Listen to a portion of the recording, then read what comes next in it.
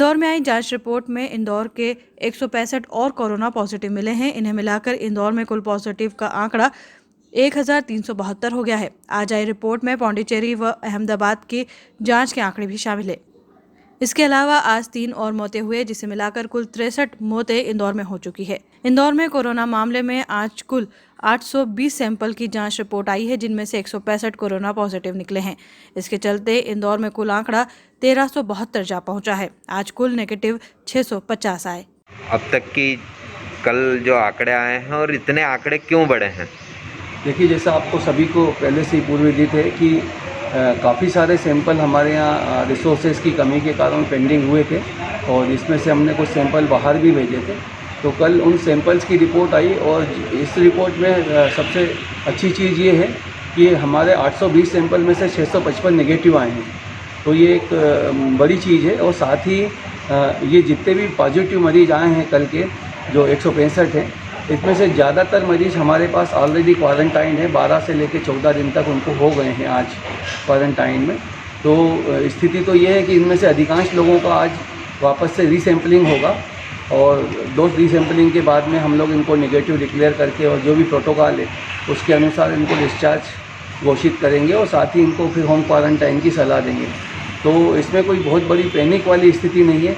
ये सब पुराने सैंपल्स थे पेंडिंग, और अभी वर्तमान में हमारी टेस्टिंग कैपेसिटी दिनों दिन बढ़ती जा रही है और अगले 1 से 2 दिन के अंदर हमारे पास जो पुरानी पेंडेंसी है वो पूरी तरह समाप्त हो जाएगी और लगभग हम लोग 1000 टेस्ट प्रतिदिन की क्षमता के आसपास आ जाएंगे।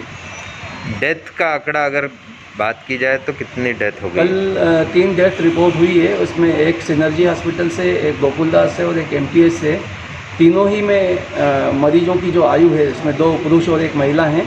तीनों की जो आयु है 60 ईयर्स से ज़्यादा है और तीनों को साथ में ही कोमॉर्बिड कंडीशन से 2 मरीजों को डायबिटीज़ और ब्लड प्रेशर के साथ एक मरीज ऐसा भी था जिनका पूर्व में CABG मतलब कार्डियक बाईपास सर्जरी हो चुकी थी और साथ में एक अन्य जो मृतक हैं उनको भी शक्कर की बीमारी थी।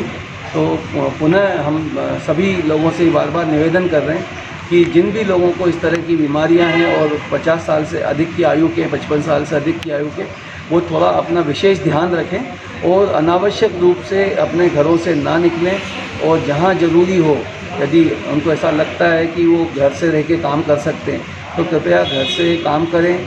और जो शासन द्वारा वक्त वक्त पे निर्देश दिए जा रहे हैं सफाई के संबंध में, हैंड सैनिटाइजेशन, मास्क पहनना और भीड़ में न होना, इन सब चीज़ों का वो पालन करें। सर, एक बात ये भी निकल के सामने आ रही है कि HC जो टेबलेट है, HCQ टेबलेट, उसके बावजूद भी कुछ डॉक्टर और नर्स में कोरोना आया है। क्या उतना रोक नहीं पाती HCQ?